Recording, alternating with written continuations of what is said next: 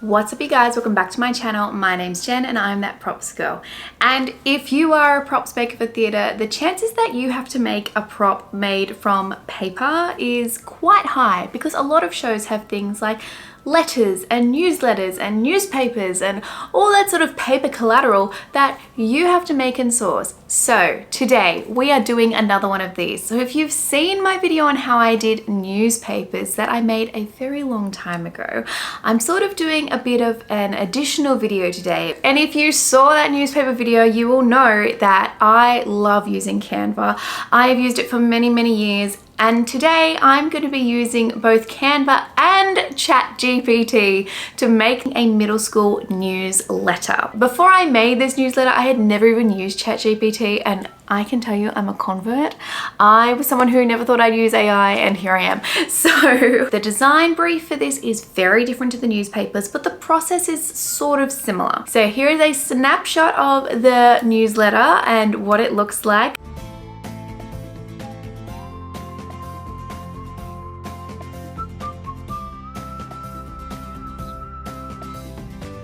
I'm really happy with the design. The director really loves it too, but there were very specific things that needed to be in this design. So if you are keen to see the process and how I put this together, then stick around. Be sure to smash that like button because it really does let me know that you like this content and you want to see more of it. And please consider hitting that subscribe button and bell so that I can keep doing what I'm doing, and it helps you keep up to date with what I've got going on.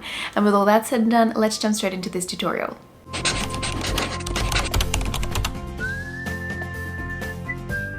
Alright, so as I said, we are using some AI today. So Canva has got a lot of AI tools. Now, depending on when you're watching this will depend on what AI they have available to you. Today, they actually launched a whole bunch of AI stuff and it hasn't all been rolled out yet. So at the time of me filming this video, I can only use the Dream Lab, but that's okay because that's what I used to make the school logo. But if you're watching this in the future, you may be able to use Canva code to create more of this for yourself. And also in the future, they're rolling out the ability to do all of these things in the one document. So you should be able to create both a logo and the newsletter and the bigger scaled version of the newsletter that I do all in the one place. But as for today, I can't do that, so I'm going to show you making these separately. So as I said, I used Canva AI to create my logo. So I had a school name for Diary of a Wimpy Kid, which is what this is for. It's West something high. I can't remember exactly what it's called, but I typed that in to Canva AI and I said, make me a school logo for this school. And this is what it churned out.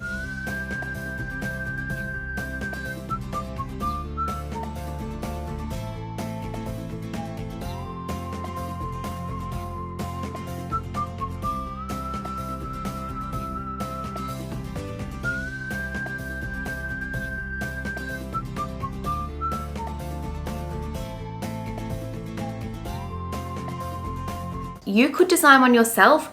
I just really couldn't be bothered because it didn't really matter because it was barely even seen. If you want to take time to either source one yourself, make one yourself, that's totally your prerogative. As I said, I was short on time. So I used that and then I just removed the background and dropped it onto a blank A4 document. Even though we're going to be printing this in an A3 size, I like to design these all in A4 size first and then scale them. I find that easier to just focus on page by page. You of course do not have to start with a blank document. You could use one of Canva's many templates and customize that and still incorporate a lot of these things. I just wanted to start from scratch because that's how I felt most comfortable. But seriously, Canva have amazing templates. Go through, find one, customize it, and you will have the exact same result. So I started first with the front cover. Now, my director had 3 very specific things that had to be in this newsletter, one of which was a comic strip. I sort of played around with the position of this and thought, well, I like the alliteration of comic and corner, so I just popped it down in the bottom corner. My hope is that the students will hold it in the middle and you should be able to see that bottom corner when you open it up. So before I did anything else, I went through and I made a list of all of the things that I could possibly put in this newsletter. So things that are referenced in the show is like election for class president. I also popped in, you know, a whole list of clubs that I could name, a cafeteria menu, reminders from teachers, and also like shout outs to students from, you know, events like Earth Day and fire drills and all that sort of stuff and how well they went. Once that comic strip was done, I then started with the election because that's something that's really important. So all I did was basically make a title and then got a text box. Then I went over to Chat GPT and I said, write me a paragraph for a middle school where they've got elections coming up for class presidents and how they need to vote soon. And it generated it and spat it back to me and I copied it in. Some of them I reworded a little bit, but I did this for every single thing. I said, write me a paragraph about the drama club looking for people. Write me a paragraph about, you know, returning library books. Write me a paragraph about the musical that they're holding auditions for, that you need to sign up because this teacher's not going to wait this year. And it's such a great tool that you can use. And I found that it was so easy because for so many years, I have struggled with what the heck do I put in these things? Like if you watch my newspaper video, I ended up like copying the plot of Chess, which is the musical that it was for, and just popped that in it to fill it. This is such a great use of AI and it was so much faster and it saved me so much brain space so that I could focus on the actual design. Now, because this is a middle school newsletter, that sort of time is chaotic for the kids going through it, but it's also, you know, they're sort of in a transitional age bracket where they're going from being a kid to being a teenager, so they haven't quite outgrown some of the stuff and they haven't got to the stage where they're all, you know, moody and, you know, too cool for school yet. So I wanted to make it feel like the newsletter was written for the children, not for the adults. So I put in a lot of doodles and all that sort of stuff.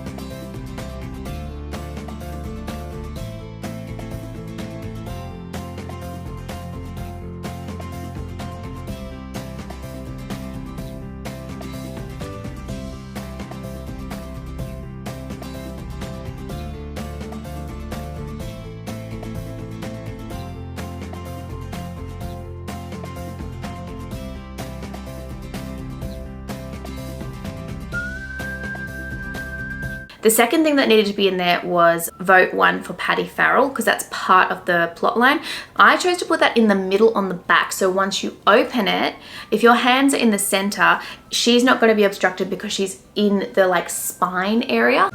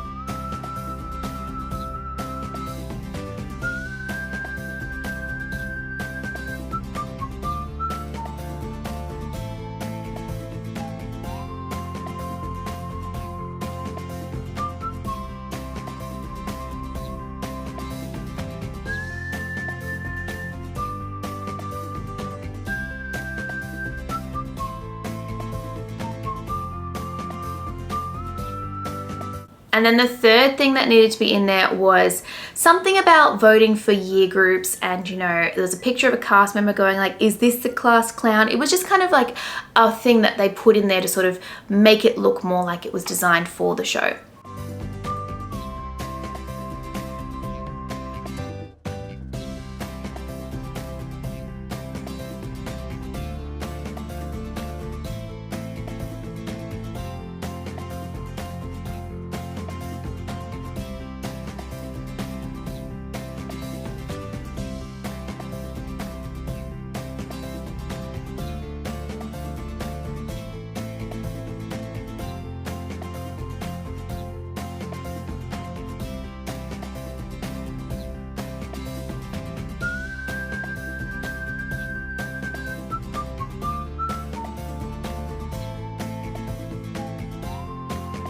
Once I had done all of the content, so basically designed my front cover and then my back cover first, and then went and did the interior, then it was time to copy it over to an A3 document. So I had a blank A3 document in Canva, and then I found the center mark, and Canva does tell you, and then all I did was put a rectangle there, which was about 1 inch thick, and that was basically to be my bleed area. So I didn't want any text to be there because that's where we're gonna fold the document. So when we copy our text over, I made sure first of all to do the front cover, and we want to put that on the opposite side. If you've got a book, the front cover is here, but once you open it up, you've got the back cover here. So you want it to be reversed. If you're looking at the screen on the right side, that's where you want the front cover, and then on the left side you have the back side, so that once you fold it, it'll be the right way around.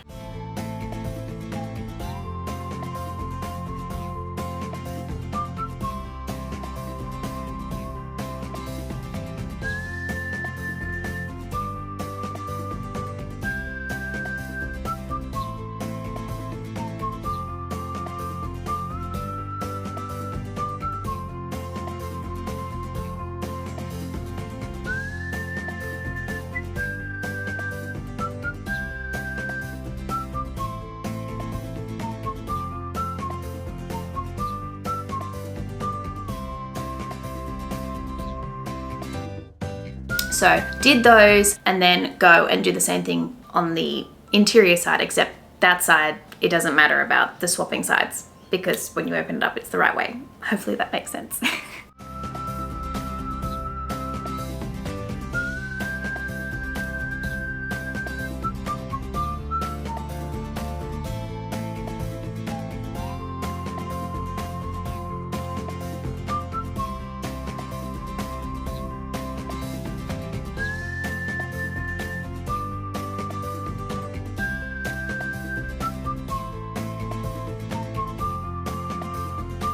And then I basically just printed them. So it's really, really easy. I really love making these props because you get to have fun with them, and it was really fun sort of, you know, thinking, oh, what would a kid do if a kid was designing this? You know, what would they think's exciting? And I think with props, so many times we don't always get permission to have fun. This is one of those things where you have permission to have fun. So that is all for this tutorial. Let me know in the comments what you think, if you're going to use any of these tips or anything in the future. And if you have any questions, as I said, it turned out really well. The director loved it and they worked so well in the show. Be sure to hit the like button if you did enjoy this video, because it lets me know that you want to see more content like this, as well as consider hitting that subscribe button and bell. And feel free to follow me on all social media because I have so much fun on my other platforms, on Instagram and TikTok. And I do have a Facebook page. I don't use it that often, but it's still there. And one day I will do more with it, but that day is not today. So if you're watching this in the future, jump over on Facebook and see if there's anything happening over there. Anyways, enough from me. Thank you for watching. I'll see you guys next time. Bye.